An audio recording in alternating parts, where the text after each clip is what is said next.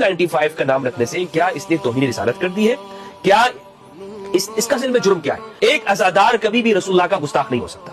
ایک وہ شخص کہ جو امام حسین علیہ السلام کے اوپر آنکھوں سے آنسو بہاتا ہے، روتا ہے، گریا کرتا ہے، اربعین پہ جاتا ہے، لوگوں کی خدمت کرتا ہے، وہ شخص گستاخ نہیں ہو سکتا.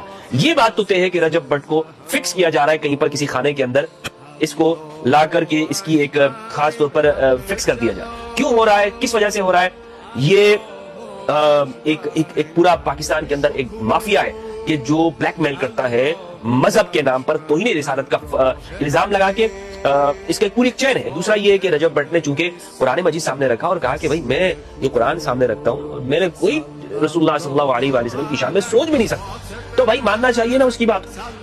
آپ کو بس اپنا ساؤنڈ سسٹم چلانا ہے اور بس دوسرے کے خلاف نکل گئے کہ یہ اس نے توہین کر دی ہے، فلاں کر دیا وغیرہ وغیرہ. اور کچھ لوگ ایسے ہیں، ویڈیو سامنے آ رہی ہے جو کہہ رہے ہیں کہ ہم اس کو گھسیٹیں گے.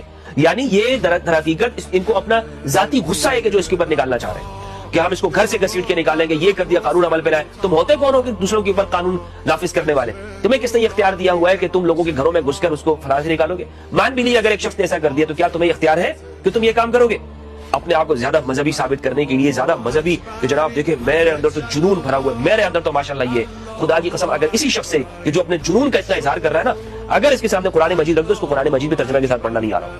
ہاں نہیں ہمیں تو قرآن بھی ترجمے کے ساتھ پڑھنا نہیں آتا، نماز کا بھی ہمیں پتہ نہیں ہے، لیکن ہم جان دینے کے لیے تیار ہیں. ہم جان دینے کے لیے تیار ہیں. پہلے اپنی جان کے اوپر تو شریعت نافذ کرو، پھر جا کر دوسروں کے اوپر شریعت نافذ کرنے کی بات. ہمیں یہ سوچنا چاہیے کہ جناب رجب بٹ صاحب آپ نے نام رکھ دیا 295، اس سے تو پاکستان میں 295 سی اور لوگوں میں اویئرنس جاتی کہ بھائی اچھا یہ ہے.